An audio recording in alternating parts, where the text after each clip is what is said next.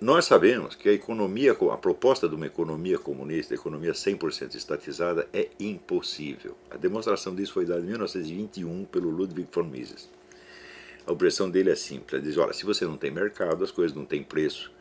Se não tem preço, não dá para fazer cálculo de preço. Se não dá para fazer cálculo de preço, não tem economia planificada. Acabou, ponto final. Teve o cara que era ministro da economia da Iugoslávia, Eduardo Cardelli, esperneou um pouquinho, mas no fim eles decidiram ficar quietos porque sabem que o cara disse é verdade. Não dá para fazer. Não dá para fazer isso aí. Né? Vai ter que fazer outro negócio e chamar de comunismo. Né? Então, isso quer dizer que a economia comunista sendo impossível, eles não vão realizá-la, mas eles vão realizar alguma outra coisa.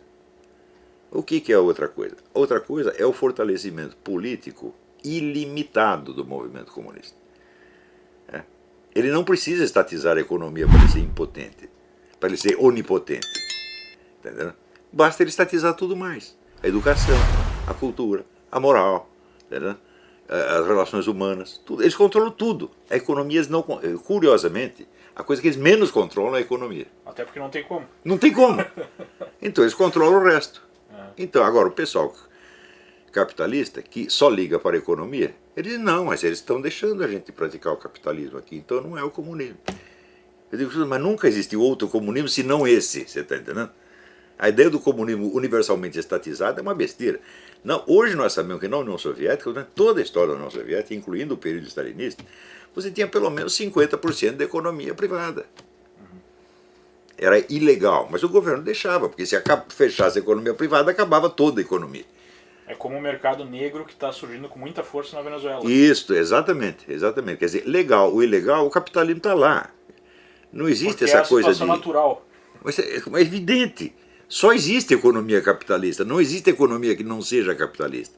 Se você pensar, mas a economia feudal, eu falo, meu filho, naquele tempo o capital era a terra. O capital consistia de duas coisas, terra e armas. Esse era o capital. Então era uma economia capitalista feudal. Entendeu? Não existe, acabou o feudalismo e começou o capitalismo. Eu digo, não, os primeiros capitalistas da Europa foram os senhores feudais. Começaram com a indústria da construção civil. Simplesmente moveram o capital, um tipo de capital para outro tipo de capital. Já foi um grande avanço. Mas claro, então daí começou. Quando eles descobriram o capital financeiro, quer dizer, durante muito tempo, na época em que o poder era baseado na posse da terra e das armas, você ter dinheiro não resolvia nada. Porque os caras tomavam o seu dinheiro. Tinha a famosa cena no Salammbô, do Flaubert, em que um soldado na guerra disse para o outro, quando terminar a guerra, eu vou comprar uma fazenda, comprar um arado e plantar e ganhar dinheiro. O outro falou, não vou fazer nada disso. Puxou a espada e falou, está aqui o meu arado, eu ganho dinheiro com isso. Por isso que a gente viaja para a Europa e são várias fortificações.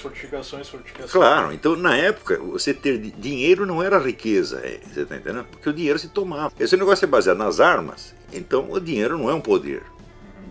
Né? Claro que ajuda a ter dinheiro, mas veja, quando o sujeito assalta o outro na rua, por definição, o assaltante é mais pobre do que o assaltado. Só que ele tem uma arma e o assaltado não tem. Então no sistema feudal vigorava assim, era o poder das armas. Quando se organiza, então começa a se organizar os estados modernos, tal, bom, a sociedade acalma um pouco, tá certo? E você cria um governo centralizado, um estado, e esse estado então provê uma certa paz, uma certa ordem, de modo que aí o dinheiro começa a ser um poder. Em situações normais, onde o dinheiro é garantido pela ordem pública, por um estado armado, bom, aí ele se transforma num meio de adquirir poder. Você está entendendo? Mas, em geral, o capitalista tem sido sempre, né, o porquinho que você engorda para matar no fim do ano. Isso é sempre assim. Né?